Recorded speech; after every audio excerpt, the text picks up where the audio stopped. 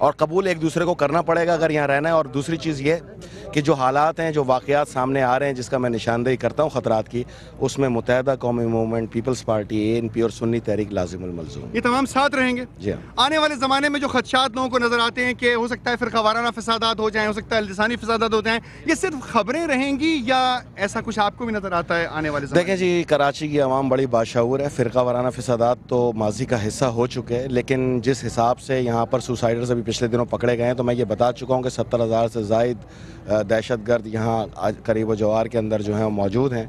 और वो आवाम को ही नहीं, अफवाज पाकिस्तान को भी निशाना बनाते हैं, आम आवाम को भी बनाते हैं, ईद मिलादुन्नबी के जुलूसों को भी बनाते हैं। उनका दीन मज़हब नहीं है, वो खारजी हैं। और मैं उनसे गुजारिश करूँगा कि अपनी तमाम आवाम से कि अगर आप इनको नेस्त नाबूद करना चाहते तो ये ग्रास रूट उसकी निशानदेही करता है। अभी तक इंतज़ामिया ने ग्रास रूट से कोई मदद नहीं दी, लेकिन जितना वो ऑपरेशन कर रहे हैं, मुझे इस पर यकीन है कि जो कसूरवार है वो जेल जा रहा है, जो नहीं है वो वापस आ रहा है। तो मैं, मेरी तंजीम के अंदर सब यहाँ मौजूद हैं और मैंने इनको बता दिया है कि मेरे पास क्रिमिनल की जगह नहीं है। अगर आप शेल्टर लेना चाहते हो, वो मैं दूंगा नहीं। क्रिमिनल को कोई शेल्टर नहीं मिलेगा। और अगर मुख्तलिफ तंजीमों के ऊपर इल्ज़ामात लगाए जाते हैं, क्रिमिनल्स को शेल्टर दिया जा रहा है, तो क्या आप उनसे दुबदू गुफ्तगू करने के लिए तैयार हैं इस मौजूद? मैं आया इसीलिए हूँ कि जो मेरी पीपल्स पार्टी पे इल्ज़ाम लगाए गए हैं कि यहाँ पर कोई क्रिमिनल मौजूद है या परचम यूज़ करता है, तो मैं तो उसकी सरखूबी करूँगा। अगर यही चीज़ तमाम सियासी जमातें अपना लें, ये शेल्टर जो है जिन्होंने लिए हुए हैं उनको स्क्रूटनी करके उसको निकाल के बाहर फेंक दें, तो मैं आपको बताऊँ वो इतने बड़े मर्द नहीं है कि अपने जोरे बाजू पे यहाँ पे बदमाशियाँ करें। फैसल अब्दी साहब, एक बात पूरी दुनिया जो है वो बखूबी जानती है, वाकिफ़ है इस बात से कि आप प्रेसिडेंट जरदारी साहब के एक बहुत ही नज़दीकी और करीबी साथी हैं। तो आपकी कराची आमद से अब प्रेसिडेंट साहब की एक नज़र जो है वो कराची के मामलात पर रहेगी और यहाँ के मसाइल हल होते रहेंगे? बिल्कुल है, ऐसा ही है। और मैं आपको बताऊँ कि उन्होंने मुझे भेजा इसलिए, मेरे पास इस्लामाबाद की ड्यूटी भी मौजूद है और यहाँ की भी है। यहाँ मैंने अपने ओहदेदार लेके आऊँगा और ओहदेदार जो है ये आवाम के तमाम जो आवाम की खिदमत करेगा उसको लेके आऊँगा। अगर मुझे मेरे कारकुनान ने शिकायत की कि ये ओहदेदार काम नहीं कर रहा, आप देखेंगे कि मैं उसकी मगरिब से पहले छुट्टी भी करूँगा। गुज़िश्ता अदवार में ये भी देखा गया है कि कारकुनान जो थे उनके अंदर एक बेचैनी की कैफियत थी, क्योंकि जिन बड़े अफराद के पास, क्योंकि जो पहले कुछ नहीं थे, वोट्स लेने के बाद असेंबलीज में बैठे, सेनेट्स के अंदर बैठे, उनके पास जॉब्स क्रिएट हुई और उनका ये कहना है कारकुनान का कि जॉब्स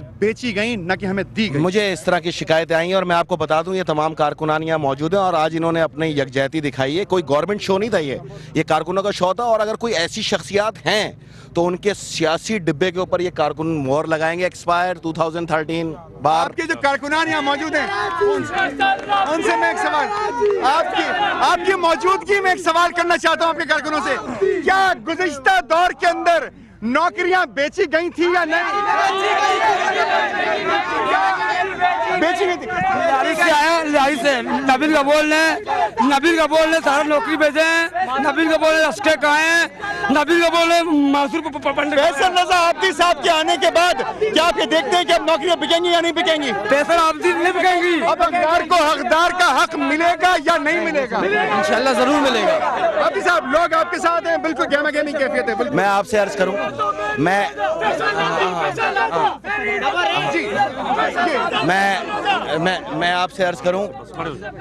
मैं आपसे अर्ज करूं कि 11 साल में हमने ये नोट किया कि जियालो को देखें, ये लियारी है, ये खड़ा लियारी। मैं आपको बताऊं, मैंने जब यहाँ पे रिसर्च की तो 1100 से ज़्यादा मास्टर्स इस वक्त लियारी में ख़वातीन मौजूद हैं। अगर इनके बाल और इनके चेहरे की रंगत जुर्म है तो उनको शर्म आनी चाहिए। लोगों को इससे ज़्यादा अहलियत कहीं नहीं है। करना चाहता हूं यहाँ पर देखा ये गया है कि अब आप कराची तशरीफ ले आए, आप पीपल्स सेक्रेटरीट में भी बैठेंगे, यहाँ की भी जिम्मेदारियां अदा करेंगे और वफाक की जिम्मेदारियां भी अदा करेंगे। कराची शहर के अंदर आपकी आमद जो है वो प्रेसिडेंट साहब को कराची से और नज़दीक कर देती है।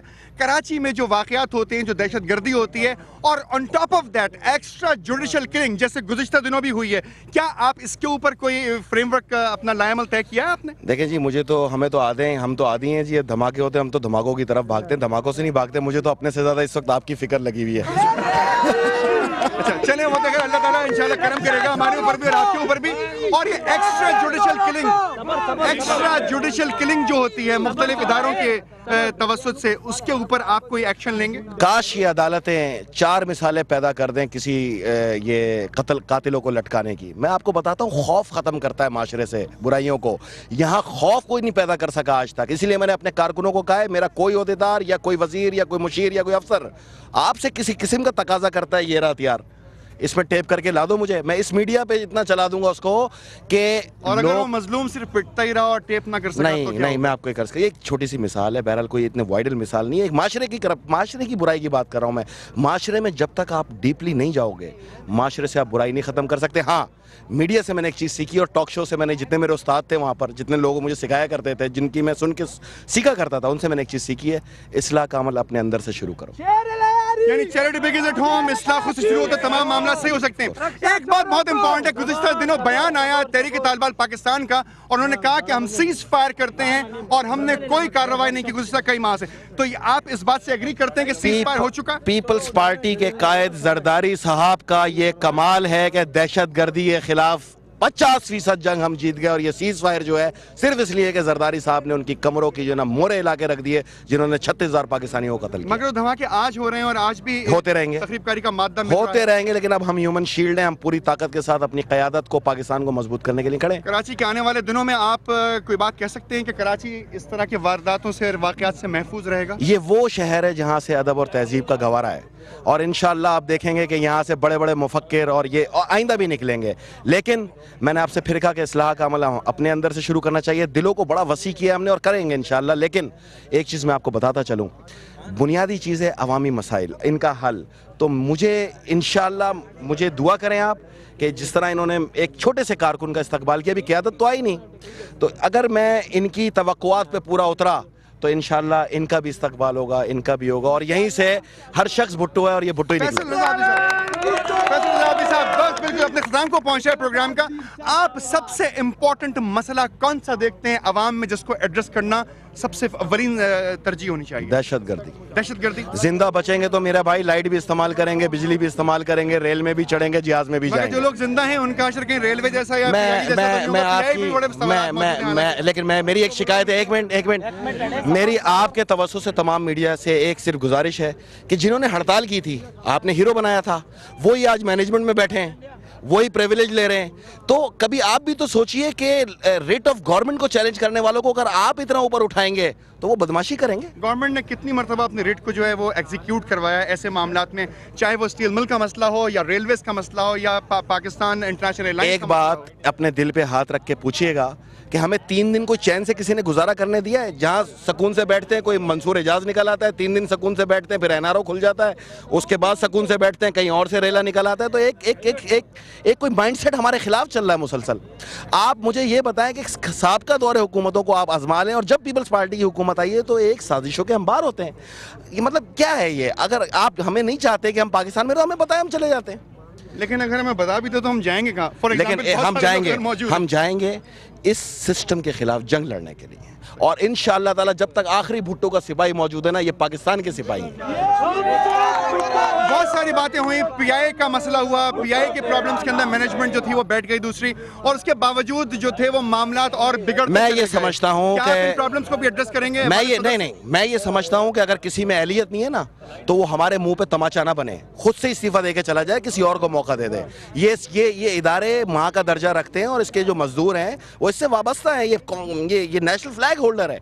तो मैं ये चाहूँगा कि जितना मैं इनके ताउन कर सका और इस सिस्टम को सुधारने में अपना किरदार अदा कर सका, मैं एक फ़र्द वाहिद हूँ, लेकिन ये सब जब मिलते हैं तो हम एक नेशन बनते हैं और नेशन बनेंगे। तंजीम साजी के अलावा आप कराची को किस नज़र से देखते हैं? क्या इंतज़ामी उमूर के अंदर भी आपके हाथ जो हैं वो लंबे होंगे यहाँ पर या नहीं होंगे? अगर मैंने आपको ये बता दिया तो मैं आपको फिर नज़र भी नहीं आऊँगा। इसको खामोश रहना। इसकी कोई खास वजह है? उसकी वजह यह है कि मैं ये समझता हूँ कि कराची के मसाइल का हल कराची के शहरी उसको बेहतर तौर पे कर सकते हैं, और हमें एडवाइस चाहिए, अपने बुज़ुर्गों की रहनुमाई चाहिए। ये नौजवानों की ताकत मौजूद है, एक डिसिप्लिन जो है वो आप देखेंगे, और इंशाल्लाह जब ये तंजीम आशूरा के बाद जब इसको अनाउंस करेंगे हम, तो वो सिस्टम आप देखेंगे कि इंशाल्लाह वार्ड के जो मसाइल का हल है वो वार्ड में ही हो रहा होगा।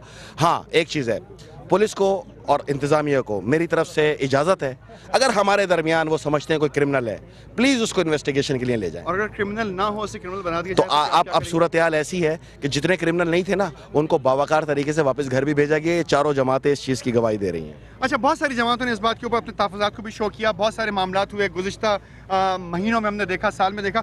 लेकिन अब एक और सवाल जो डेवलप होता है वो ये होता है कि सबसे इम्पॉर्टेंट फैक्टर एजुकेशन फैक्टर है, हेल्थ फैक्टर है और सिक्योरिटी फैक्टर है। क्या इन तमाम मामलात के ऊपर सदर पाकिस्तान और specially Pakistan peoples party Karachi division जो है इनको अपना गौर से इनके ऊपर फैसले करेगी? क्या इस तरीके की मैं समझता हूँ जहाँ तक मेरा इख्तियार है, मेरा काम है कि इस आवाज़ को रेज़ करूँ और इस चीज़ को आगे लेके चलूँ।